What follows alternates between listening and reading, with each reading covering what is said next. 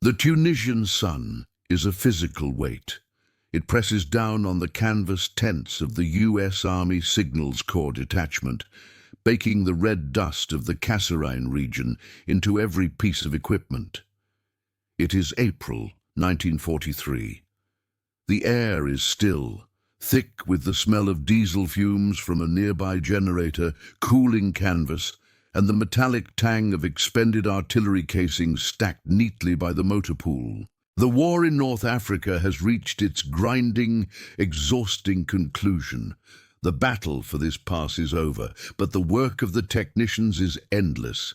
They are the nervous system of the army, and the nerves are frayed. Master Sergeant Frank Fitch wipes the sweat and grease from his hands onto an already darkened rag. He squints at the guts of a BC 375 radio transmitter. Its crystal housing cracked. This is his world. Schematics, solder, and the persistent hum of high-voltage transformers. His world is tangible. It is wires and pliers, resistors and vacuum tubes. He understands machines that send voices and Morse code through the ether. He can diagnose a problem by the smell of the ozone, by the color of a tube's glow. Around him, his men are doing the same, methodically salvaging parts from wrecked American tanks and captured German half-tracks. It is a war of attrition, not just of men, but of copper wire, rubber insulation, and tungsten filaments. The atmosphere is one of routine exhaustion. There is no glory here, only the relentless demand for communication. A runner brings a canteen of lukewarm, chemical-tasting water. Fitch drinks, his eyes scanning the salvage pile. His gaze lands on a German Kübelwagen that has been dragged in, its front end accordion folded from a mine. From its passenger seat, a young private from G2, Intelligence, pulls a heavy, oak-paneled box, no larger than a portable typewriter. The private grunts, handling it with a strange reverence, and carries it toward Fitch's tent. It seems out of place, too clean, too solid amidst the wreckage. Fitch watches the private approach, his expression unchanged. It is just another piece of captured gear, another puzzle to be catalogued or junked. The box is stamped with a small, stylized eagle, and the words Oberkommando des Heers. It is official, important, and yet utterly silent. The private sets it down on Fitch's workbench, the solid thud of its landing momentarily silencing the buzzing of the flies. It's just a box, but the air in the tent suddenly feels different. The afternoon heat feels a little colder. The G2 private, a young lieutenant named Davies, nervously taps the oak casing. "Sergeant, G2 wants to know what this is. We pulled it from a command vehicle near El Guetar. It's got a power inlet, but it's no radio we've ever seen." Frank Fitch looks up from his transmitter. He eyes the box. It's well made, the joints precise, the metal fittings robust. It speaks of German engineering, a thing built to last. He unlatches the front cover and removes the heavy metal lid. Inside, it's black bakelite and steel. It looks like a typewriter, a very strange, military-grade typewriter with 3 rows of keys. But above the keys, where paper should go, there is a black, opaque panel, inset with 26 glass circles, each marked with a letter of the alphabet. Fitch runs a hand over the keys. He pushes Q. There is a solid mechanical clack. The machine is unpowered, silent. "It's a field cipher, sir," Fitch says, his voice flat. He's seen simple tactical code wheels before. This is just a fancier version. "We know that, Sergeant," Davies says, impatient. "We've captured messages sent with this Enigma, they call it. The problem is, we can't read a damn one." He gestures to a captured generator. "Hook it up, show me what it does." Fitch connects the power. The machine gives a low, mechanical hum. He presses Q again. This time, the letter T on the glass panel above lights up with a soft yellow glow. He presses Q a second time. The T does not light up. This time, L glows. He presses Q a third time. W lights up. Fitch stops. His blood runs cold.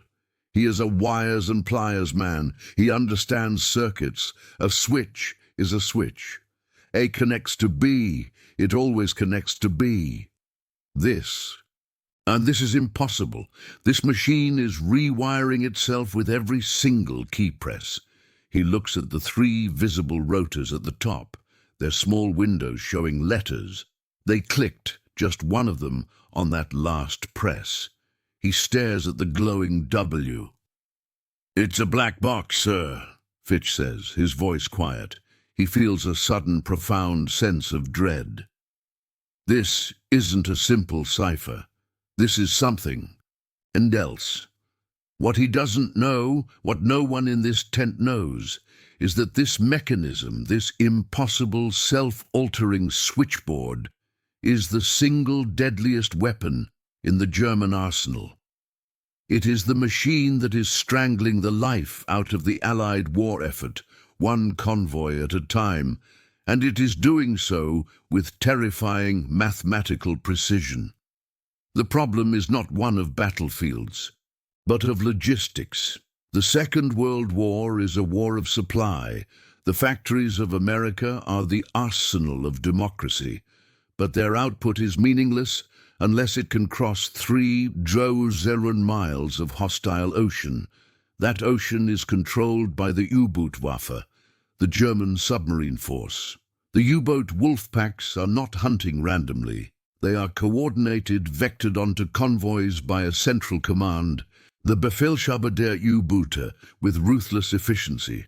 An Allied naval intelligence report dated March 19, 1943, describes the simultaneous actions against convoys HX-229 and SC-122.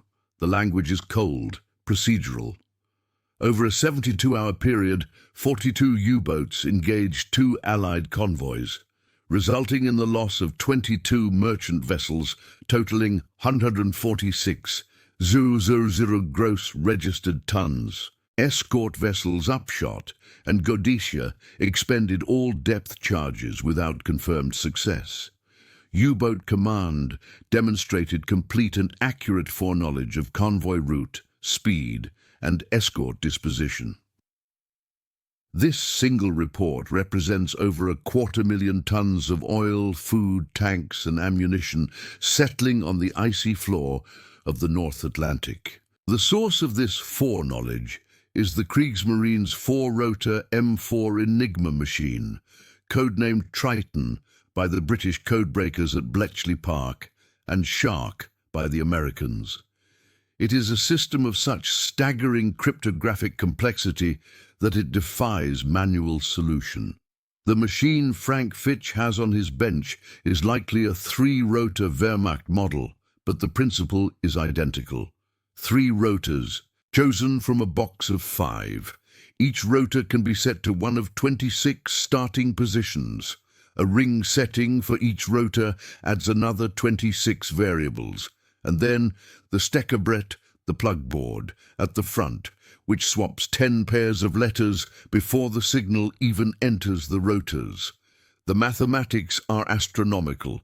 The number of possible starting configurations is not in the millions or billions.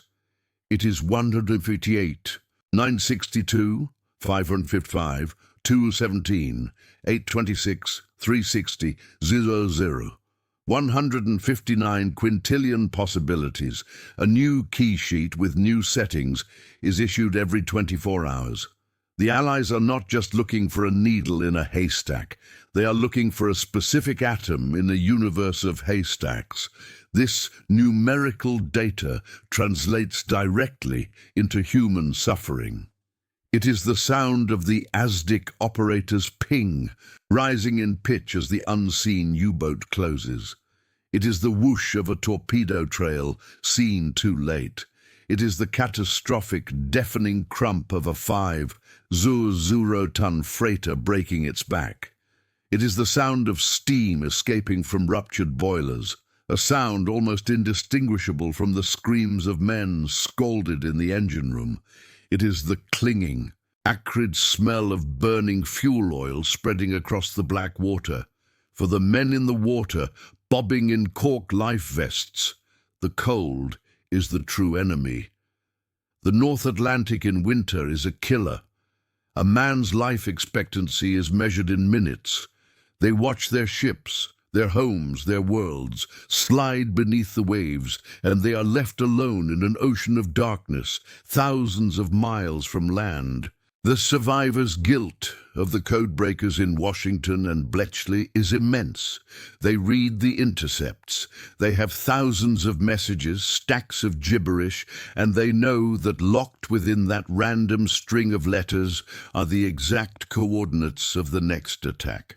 The cryptographic bureaus on both sides of the Atlantic are staffed by the best minds of a generation, mathematicians, linguists, even chess grandmasters. They have thrown every known method at the problem. Frequency analysis is useless. The Enigma's design flattens the statistical curve of language, making E appear no more often than X. Brute force attacks are impossible, even with a theoretical machine that could check one setting per second. It would take 5 billion years to check every possibility for a single day's key. The consensus among the experts is clear. A memo from the US Navy's OP-20G cryptanalysis unit is bleak. Barring a catastrophic failure in enemy cryptographic discipline, the four-rotor Triton system is considered for all practical purposes to be mathematically unbreakable. Experts agreed. It couldn't be done. We think of war as battles and bullets, but the real fight is often one of information. If you find this unseen war of engineers and ciphers compelling, stick with us. The story of this machine is just beginning. Master Sergeant Frank Fitch is not a mathematician. He never finished his engineering degree at Ohio State. He is 32 years old from Dayton, Ohio, a city of industry. Before the war, he was a senior line technician for the Bell Telephone Company. His expertise is not in abstract theory, it is in physical infrastructure. He is a man who has spent a decade understanding how a spoken voice in Columbus can become an electrical pulse, travel 500 miles over copper wire, and be reconstructed as a voice in Chicago. He understands systems, he understands relays, switches, and patch panels. Fitch is, by nature, a quiet and deeply pragmatic man. He carries a small, dog-eared notebook where he draws circuits, not to design new ones, but to understand old ones. He trusts what he can hold. He is known in the Corps for his golden hands, an intuitive ability to diagnose a faulty machine by touch and sound. While the intelligence officers see the Enigma as a code, a problem of language and math, Fitch sees it as a thing, a machine built by other engineers. And he knows, with the certainty of a man who has spent his life fixing things, that any machine built by a man can be unbuilt by one. His entire pre-war life was defined by the logic of the telephone exchange. When a customer dialed a number, a series of mechanical relays, switches, clattered and clicked, physically building a unique temporary path between 2 points. When the call ended, that path was broken, and the switches returned to neutral, ready to build a new, different path. He sees the German-made box on his bench, and he is not intimidated by the 159 quintillion. He is, instead, deeply, intensely curious about the physical path the electricity takes. The cryptographers are trying to guess the output. Fitch wants to know the wiring. That night, long after Lieutenant Davies has left in frustration, Fitch sits alone in his workshop tent. The generator hums outside. A single bare bulb hangs over the bench, illuminating the Enigma. He has a simple continuity tester, a battery, a wire, and a small bulb.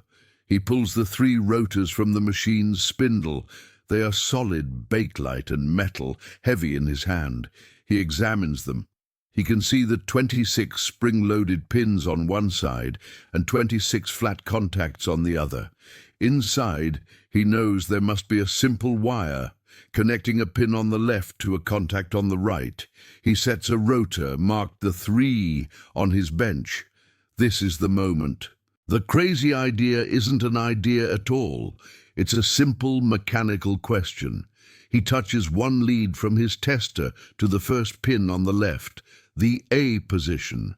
Then, one by one, he touches the other lead to the 26 contacts on the right. Nothing, nothing, nothing. Click. The bulb lights up. The A pin connects to the J contact. He writes it down in his notebook. Rotor 3, A, J. He moves to the B pin. He tests. Click. The bulb lights B, G. He continues, meticulous, patient. C, D, D, Q. Private Miller, a young radio operator, wanders in. "What are you doing, Sarge?" "I'm unbuilding it, Miller."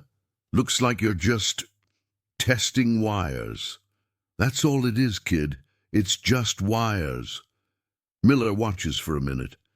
"The G2 guys say that thing is a math fortress. They say it's got no pattern." "The output has no pattern," Fitch says, not looking up. He touches the E pin. Click. E. I. "But the machine has to have a pattern. It's mass-produced. They can't make every single one of these rotors different. They have to be standardized. The secret isn't a formula. The secret is just the wiring diagram." Miller is skeptical. "That's it. That's the stupidest thing I've ever heard. If it's that simple, how come our guys can't crack it?" "Because they're all looking at the messages," Fitch says, finally turning. His eyes are intense. "They're looking at the shadows on the cave wall. I'm looking at the thing making the shadows, and it's just a set of spinning switches." He turns back to the rotor. "Now get me a coffee. And find me some graph paper, all of it." He has decided. He will not try to guess the settings. He will map the machine. He will draw a complete one schematic of its entire electrical path, from key to lamp. The workshop becomes a place of quiet, obsessive work. Fitch and Miller acquire 2 more captured Enigmas from a G2 collection point, confirming Fitch's primary suspicion. The rotors stamped with the I are all wired identically. The IIs are wired identically. This is standardization. This is mass production. This is the Achilles heel. The setting is not a laboratory. It is a canvas tent filled with sand. The humidity is high, causing the contacts to corrode. Fitch uses a wire brush and a drop of cleaning alcohol on every pin of every rotor. He needs a stable test bed. He sets up a small wooden jig, salvaged from a crate, to hold the rotors steady. His tools are simple: the continuity tester, his notebook, and the graph paper. The air is thick with the smell of canvas and that faint, sharp scent of bakelite. The new ally is Private Miller.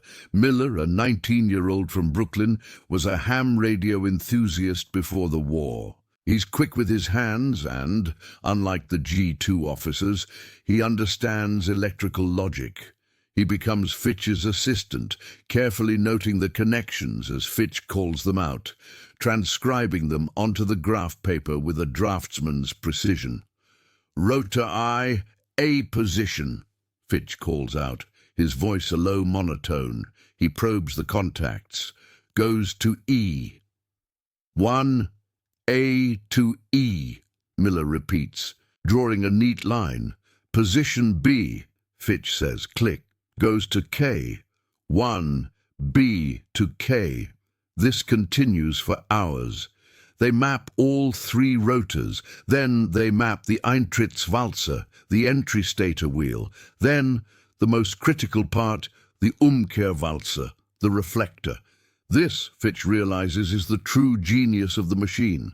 The signal goes through the 3 rotors, hits the reflector, and is sent back through the rotors on a different path. It's this two-way trip that makes the cipher reciprocal. If A encrypts to T, then T will always encrypt to A. It's a key feature, but also, Fitch notes, a critical flaw. A letter can never encrypt to itself. They work through the night. The generator sputters and dies, and they switch to a battery-powered lantern. The light is weak, casting long, distorted shadows. The tent is silent, save for the click of the tester and the scratching of Miller's pencil. They are building, line by line, the first complete American-made schematic of the Wehrmacht Enigma. They are not cryptographers. They are reverse engineers. They are treating the unbreakable cipher machine as if it were a faulty toaster. The test is not a single, dramatic moment. It is a slow, grueling process of verification. The first attempt to map a rotor fails. Fitch and Miller spend 2 hours meticulously tracing the 26 wires, only to find their diagram doesn't match a test run. If they plug A in, their diagram says G should light up, but the machine shows L. "Damn it," Fitch whispers. He's exhausted. The lantern light is failing. We miss something. Miller, poring over the captured machine, points. "Sarge, look, the rotor. It's not just the rotor, it's the Ringstellung." He points to the small, knurled ring on the side of the rotor. "This thing can be slipped. It changes where the inside wiring lines up with the outside letter." Fitch stares. The Germans had added another layer. The wiring inside the rotor was fixed, but its position relative to the alphabet ring was variable. This was the variable the cryptographers were missing. "Set it to A," Fitch says. "Set all the rings to A01. We standardize the test." They start again. This time they don't just test the rotors, they test the entire assembly. Fitch hooks his tester up. "A key. The current flows." Miller watches the pins. Entry stator, A. Rotor 3, pin A to pin D. Crosses to rotor 2, pin D to pin K. Crosses to rotor Y, pin K to pin J. Hits the reflector UKWB, reflector J to R. The path continues back through the rotors. Out of rotor 3, pin S, to the lamp panel. Bulb T lights up. Fitch presses A on the actual machine. The letter T glows, a perfect match. He presses B. They trace the path, click and out to bulb Q. He presses B on the machine. Q lights up. They look at each other. They have it. They have the exact wiring. The full 1-1 schematic of the machine. The magic is gone. Fitch holds the graph paper, now covered in lines and letters. It is a simple, static circuit diagram.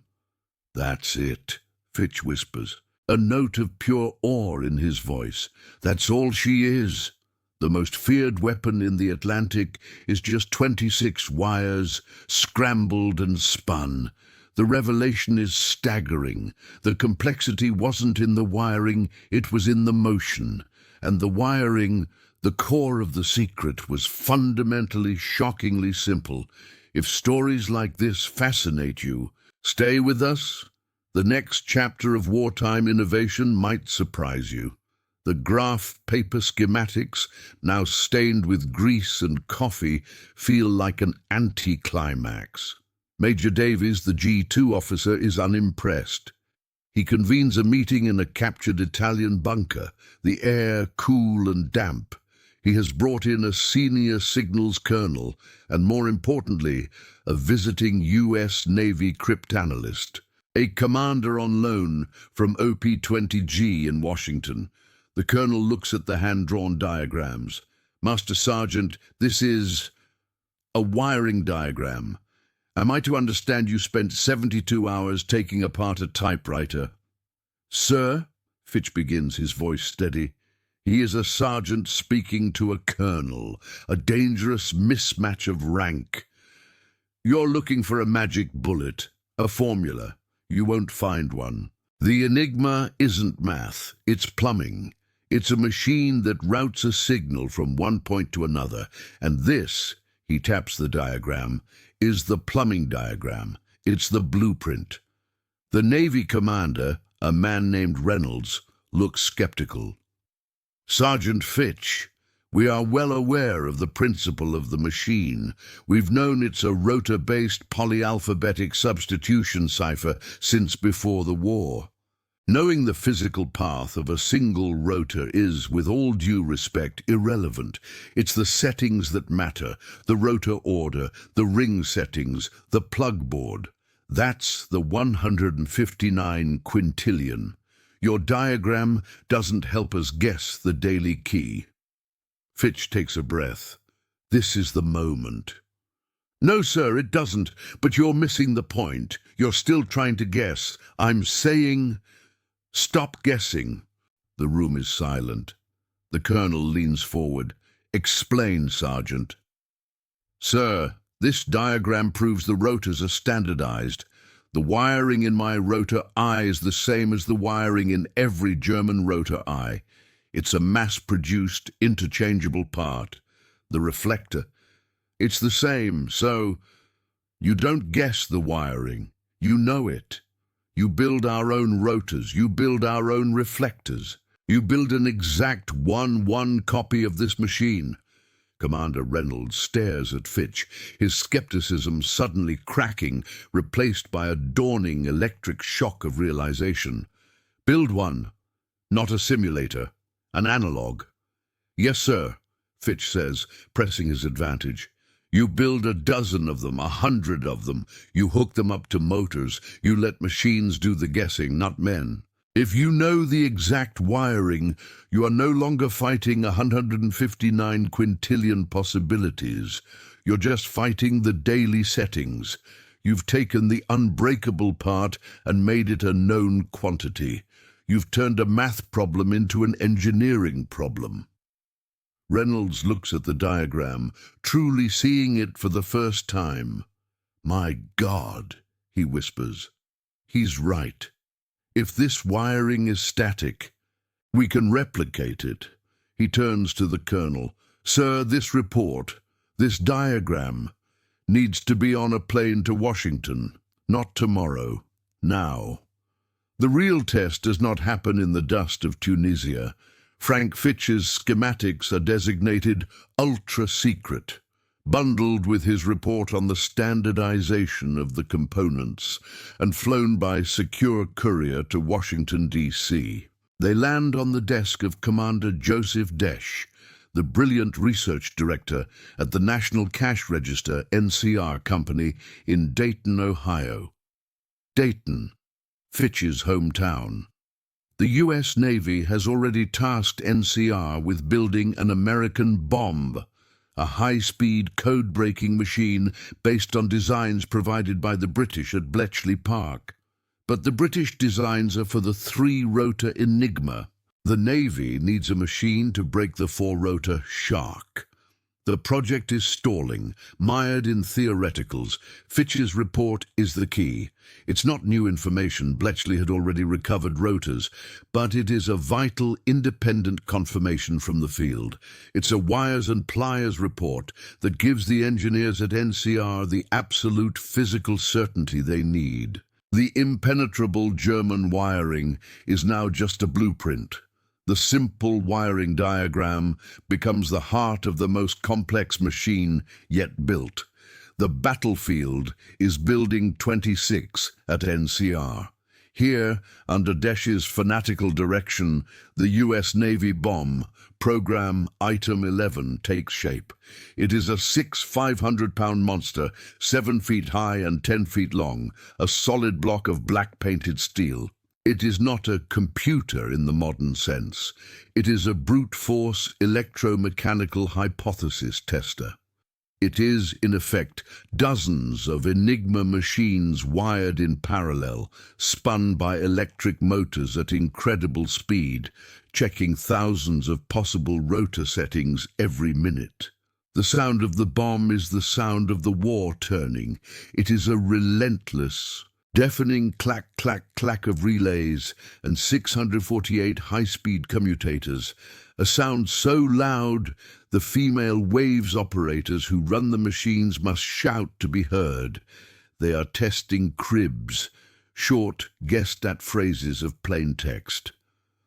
When the machine finds a setting that doesn't result in a logical contradiction, it stops.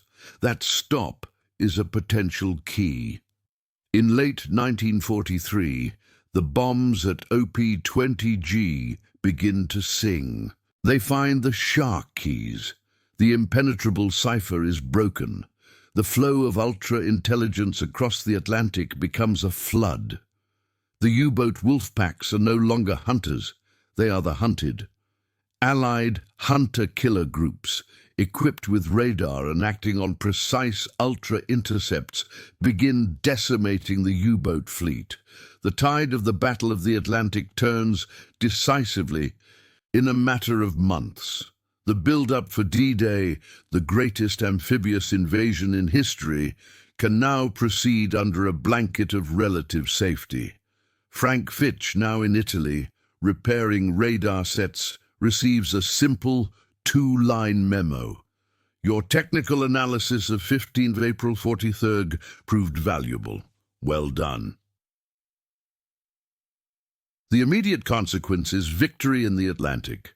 The US Navy bombs, of which over 120 are built by NCR, become the workhorses of Allied signals intelligence. They are faster, more flexible, and more robust than their British counterparts, a triumph of American industrialization applied to high-stakes cryptanalysis.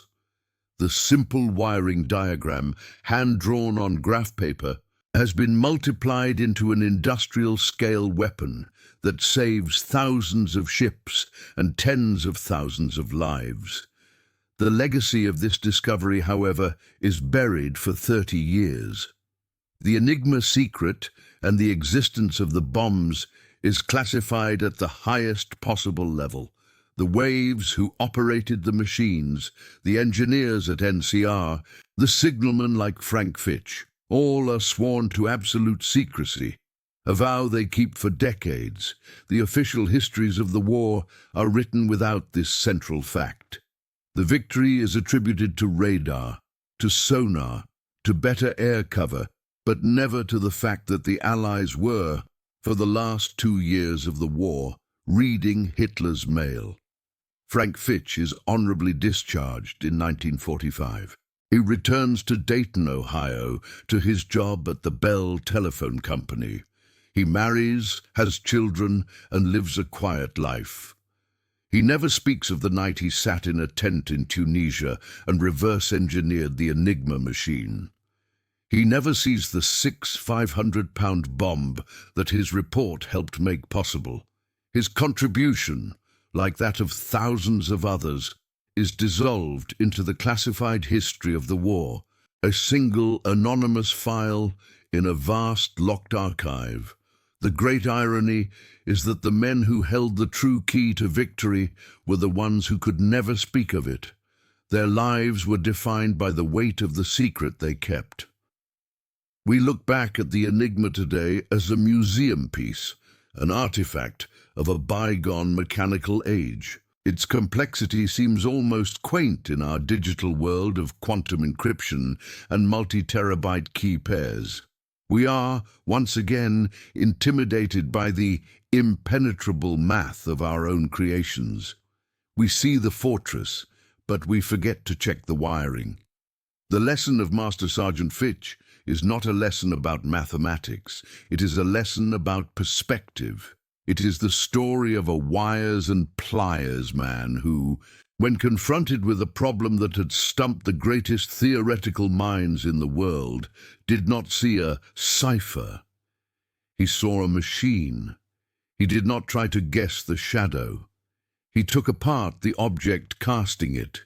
He saw that its great, terrifying strength was built upon a foundation of simple, standardized, and ultimately knowable wires. This is the universal truth of innovation. True genius is not always the act of creating complexity. Sometimes it is the act of defiant, pragmatic simplicity.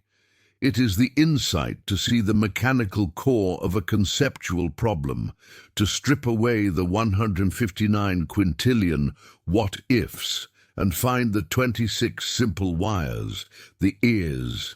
The solution is often hidden not in a new formula, but in a new way of looking. The oak box that once sat on a workbench in the Tunisian dust now rests under glass, its internal wiring diagrammed in textbooks for all to see. It is a silent witness, not to the power of an unbreakable machine, but to the power of the simple human insight that broke it. Every great idea begins as an act of defiance against impossibility. What impossible ideas do you think could change the world?